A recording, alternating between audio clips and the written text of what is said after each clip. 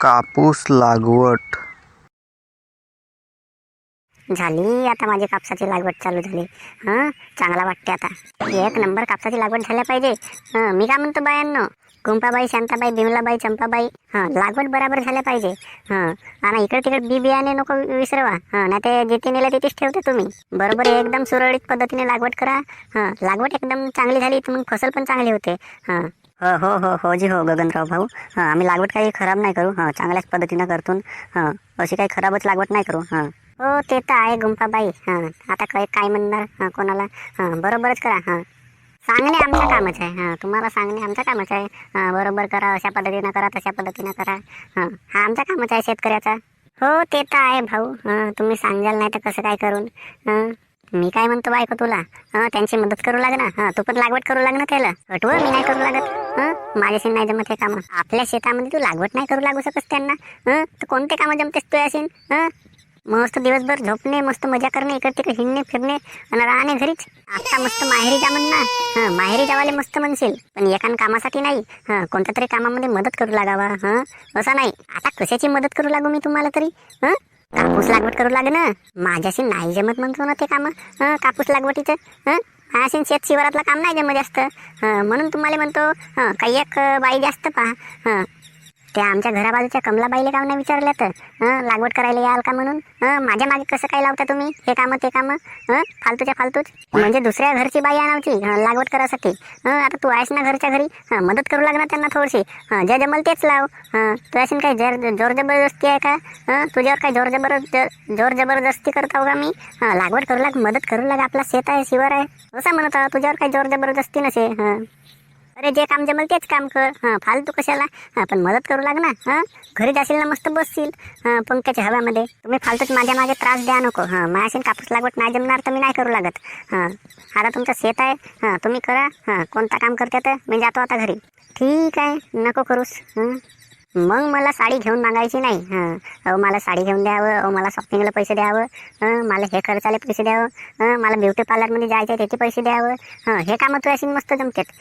पण एका गोष्टीसाठी मदत करायची असते ते कामं नाही जमत तू असेल. फालतूच्या फालतू एकाम्या गोष्टी करायला मोठी मजा येते तुला नाही का. एका कामाच्या गोष्टी तरी करत जा. एखाद्या कामाच्या गोष्टी केली असतीस. घरी पण कोणतं कामं करतेस तू सांग बरं. घरचे पण कामं बरोबर नाही करस. चल असू दे आता. फालतू त्यासोबत डोका दुखवून काही फायदा नसे.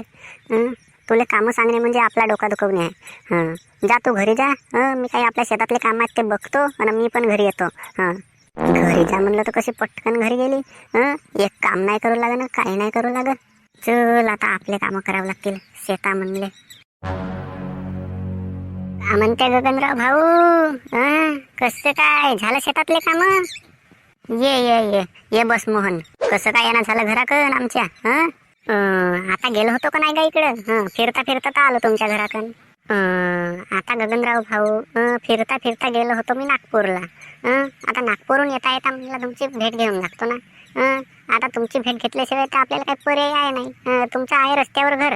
म्हणून तुमची भेट घेणे आवश्यकच आहे. मग आज उद्या म्हणल्या नाही पाहिजे. घराजवळून गेल्या आणि माझी एक भेट तरी नाही घेतल्या.